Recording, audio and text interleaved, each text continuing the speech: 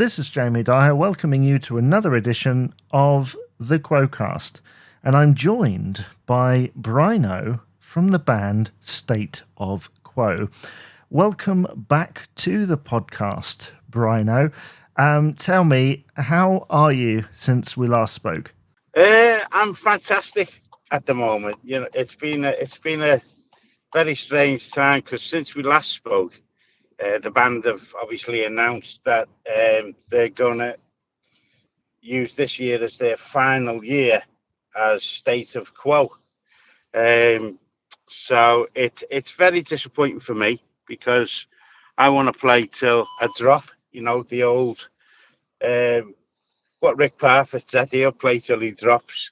Well, that's what I wanted to do. I wanted to stay playing until I couldn't play anymore. So I feel a little bit shortchanged. But the lad's decision is final. You know, Paul started the band way back 28 years ago, I think it was, something like that. I'm sure he'll correct me.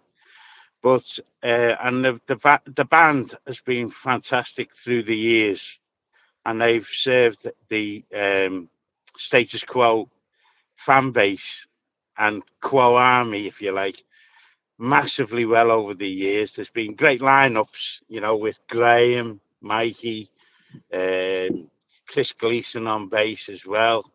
You know, Andy was before me, and they've all been fantastic musicians. So since my last time on the Quo-Cast, um, this is the big announcement of the year for this band.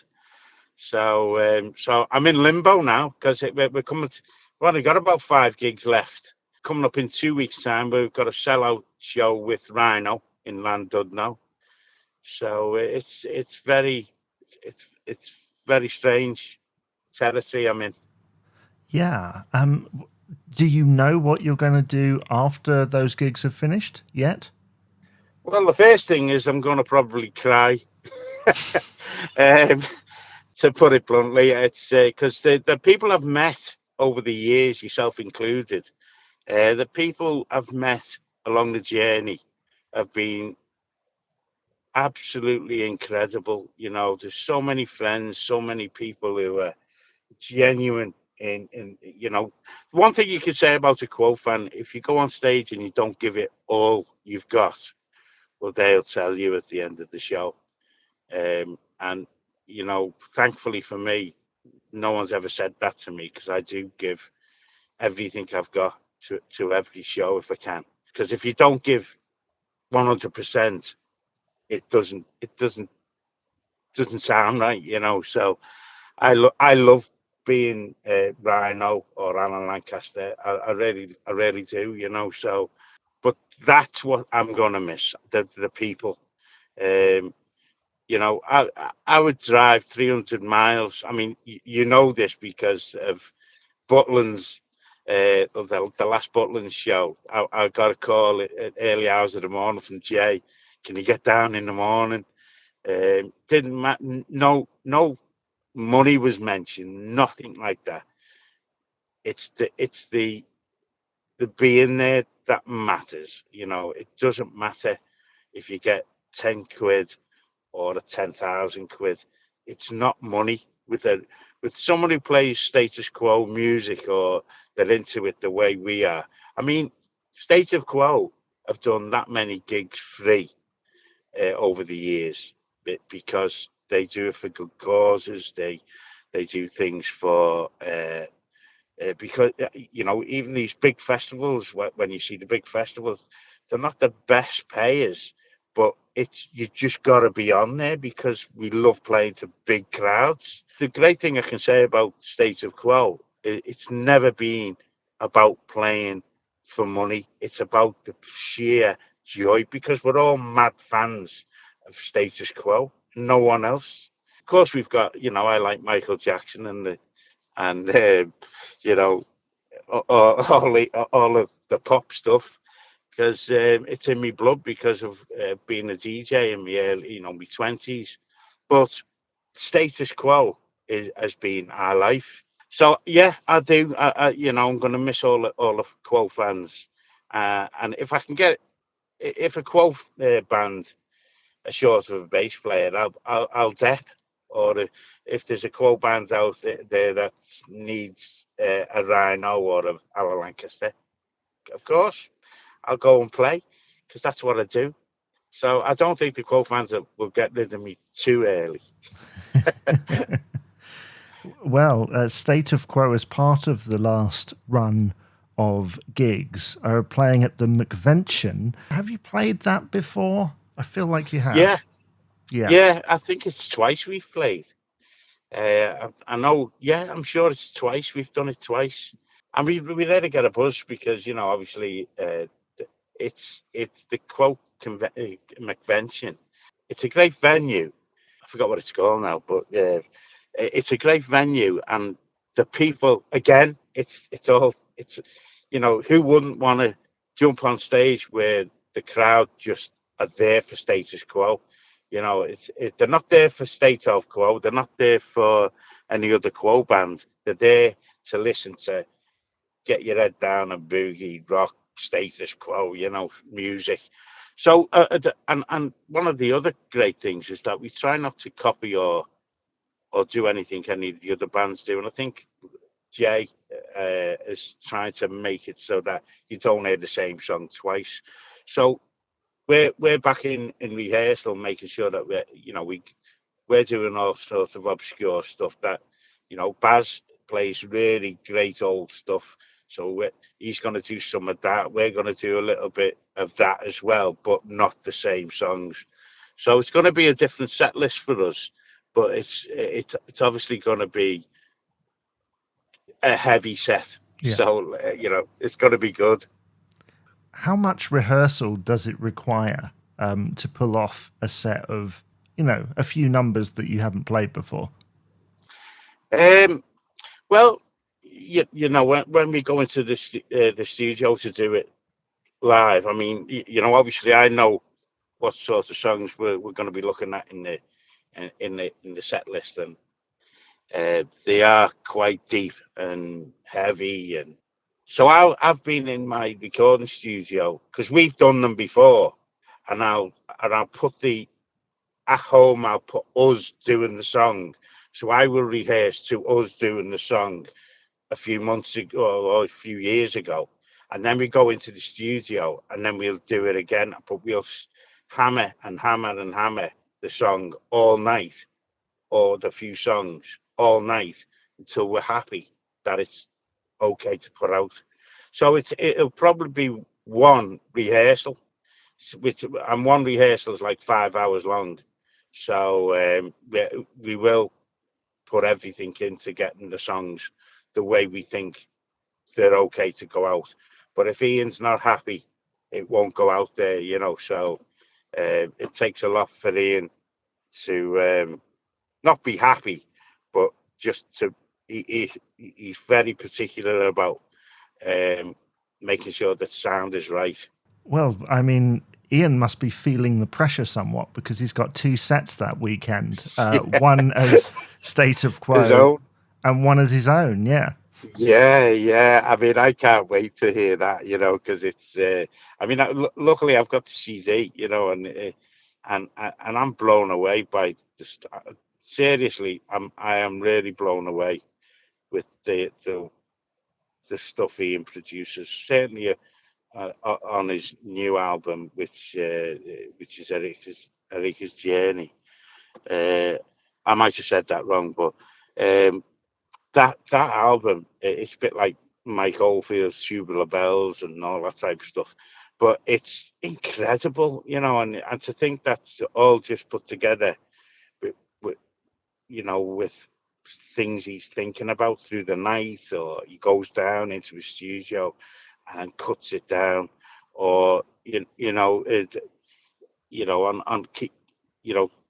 the album which he's gonna play on the night is fabulous, and if they get it right on the night, it's going to be incredible. It's going to be incredible because it's just fantastic work by Ian, and he's going to have his t-shirts there, obviously, and all the bits and bobs that go with that. And I hope everyone buys a T-shirt and stand at the front, because it'd be great for the camera. So good luck to him, because he's worked so hard, over the years with his stuff. I wondered actually whether you were playing bass on the stage. I'm guessing not. I'm not good enough. No, no. I think with Ian, to be fair, he didn't want. You see, Dave's not playing on the drums. Paul's not playing on rhythm or anything like that. I think he wants to detach that from State of Quo. So it doesn't look like State of Quo playing Ian Hill's music. I think it's good that he's got different musicians on, because it becomes Ian Hill supported by musicians then, rather than our band doing it. I think that's the way he's looking at it, and we as a band are really looking forward to watching it. Well, definitely. And there's so many bands, as you mentioned, on the bill that weekend. I mean, Hercules, I've already spoken to them, and Yeah, that set. Certainly, it's the same, very similar to Ian's, isn't it? Where it's original Quo music rather yeah, than yeah. cover versions. Yeah, absolutely, and they're a fantastic band. I think they're on before us. I Um, think so. so it's going to be a bit of an act to follow, but it's great. And I might say to the lads, we say they're a hard act to follow, but at the end of the day, they're good at what they're doing, we're good at what we're doing. All the other bands are great at what they're doing. So for the fans of Quo, for all the people that are going, it's going to be a fabulous night. So we're really looking forward to this. And certainly in Glasgow as well, where the Apollo was, and the amount of atmosphere that surrounds that. Yeah, I mean Glasgow. It's a good, hard, rocky city. The people. I mean, there won't be many Glaswegians in there. There'll only be about 15 or 20, because it's going to be taken up by people coming from all over Europe and the rest of the UK. So it's going to be a massive mixture of fabulous people. Can't wait to meet them all. I know. I know from going to Minehead just how big these things can be, and how rowdy the crowd can be as well. And I'm sure it will be in Glasgow. If you don't mind me kind of going down this very 1970s teen magazine question, Yeah. what is the weirdest thing that has happened, either on the way to a State of Quo gig or at one? Have there been any weird occurrences? Yeah, I'll tell you um, a really funny story. It's just, and it's me all over on a Saturday morning when we're on our way to a gig. We had Uffy with us. I was with Uffy, and Mark Huff is a fantastic Rick Parfitt, and we were just on our en route, and we stopped. I always like to have something to eat on the way down, because on a gig day, it's all about when you get up in the morning. It's my day, so nothing can interrupt it. It's a gig day. So we're on our way down, and I'll tell you exactly the night before Status Quo played Aintree Racecourse, and they were off to Glasgow. And as we were pulling into the services, the Status Quo tour bus pulls in behind us. Well, what I thought was, it's the same type of the same company, and their tour bus pulled in behind me. I said, "Oh, Status Quo." And Mark said, "I can't be Status Quo, because they're going the opposite way. They're going north. We're going south." So I said, "All right, okay." So we went in, and I said, "I feel like a KFC." So we're standing in the queue at KFC, and I said, I nudged Mark while I was standing in the queue and said, "Look at this fella coming in. Who does he think he is?" And he said, "Why?" I said, "Well, we're inside, and he's got sunglasses on, and he's got spiky blonde hair, and he's with a young girl." And I said, "Who does he think he is?" And Mark went, "That's Paul Weller." So I was laughing. I said, "Nah, behave." And he said, "No, it's Paul Weller." And this is so serious. I mean, if you ever speak to Mark again, ask him about the Paul Weller incident. I will. So he comes around and he's standing behind me, and I said, "Oh, all right, Paul, how are you doing?" You know, as if I'd known him for years. And he goes, "All right, mate, how are you?" And he looked at Mark and said, "You look like Rick Parfitt." You know, like, because I obviously don't look like Rhino. So he says, "You look like Rick Parfitt. Are you in a band?" And he said, "Yeah, we're going to play down south somewhere." And so we're talking away, and he was so lovely about Status Quo, and he loved Status Quo, and give us a handshake and said, "Listen, you know, really all the best, and what you're doing is great for Quo, and I wish I had loads of tribute bands doing me, you know, all this type of thing." And we shook hands, and we had our food, and we went. But that's one of the strangest things that's ever happened en route to playing a gig. So that's an answer to that question. I mean, that's an awesome story, isn't it? And I mean, Yeah, yeah, I think Paul Weller, did he not do the Hello Quo movie? I feel like he was in that. I think so. I think there's a lot of footage knocking about where he borrowed an amp off Rick Yeah. and never ever given it back, but he always joked about it, you know, because I think it was a Vox AC30 or something.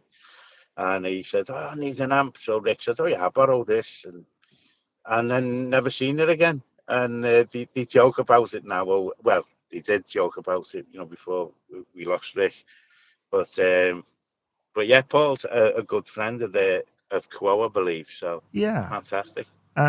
Are you looking forward to the new Rhino's Revenge album? Yeah, I am actually, because um, believe it or not, you know, I do a little bit of messing around, you know, with a football club because of me son plays football. So and I get on the turntables and stuff and have a little mess around, you know, and talk to the crowd and stuff. And I played My Name is Stan off the first album. Hmm. And it was weird listening to Rhino's music playing out over the football pitch. And a lot of people come up and said, "Who's that singing that?" And I said, "It's the bass player out of Status Quo, but it's his, you know, it's off his solo career type of, solo projects called Rhino's Revenge." So I'm looking forward to the new album so I can play some tracks off that, you know. So the stuff Rhino does is incredible. You know, the runs he does on the bass, is just amazing. You know, what he does with Quo's pretty heavy going. You know, I know a lot of people didn't like it when he first joined the band, but he settled down within a few years, and he's been absolutely amazing. He's but the things I've seen him do on a bass, it staggers me. You know, and it shows that he's in the Premiership and I'm in the second division, if you like, and that's the scale. When I look at Rhino play his bass, I'm looking at um, Manchester City, and then my level is way down the pecking order. It's unreal. And it's okay. If Status Quo said to me, "Come and play a gig for us," I'd be able to do it. But I wouldn't be able to do what Rhino does because he's incredibly talented. And of course, you're supporting Rhino's Revenge very soon as well. I mean, you've done that before. Does that ever kind of hit you that you're playing alongside them? To be fair, no, because I would rather take a hit in. No, I'm only joking. It does. I mean, I do get excited with the prospect of seeing that, you know, being on stage. Just when Rhino's around, because I'd like to think that he thinks I do a good job of doing him. Um, but it doesn't send nerves. I'm not looking at him thinking, "Oh God, I better not make a mistake," because it's more, in my head, I go into a zone, and I'm sure Rhino does, and I'm sure other bass players or other musicians. Once you start playing, you go into a zone anyway, so you don't forget that he's there. You just know that you've got a job to do. But the nervous energy before that, because Rhino's going to be standing there, it does take a little bit of toll, on what you're thinking, and how you're preparing yourself to go and be that man on stage, if you like. Well, he's certainly familiar with your work because when I spoke to him a couple of years ago, he said to me, I said, "Oh, I interview people from tribute bands," and the first thing he said was, "Have you spoken to Brino?" Was the first thing that he said. And I was like, "Yes, I have actually," and I think that's a great compliment that the first person he could think of was you.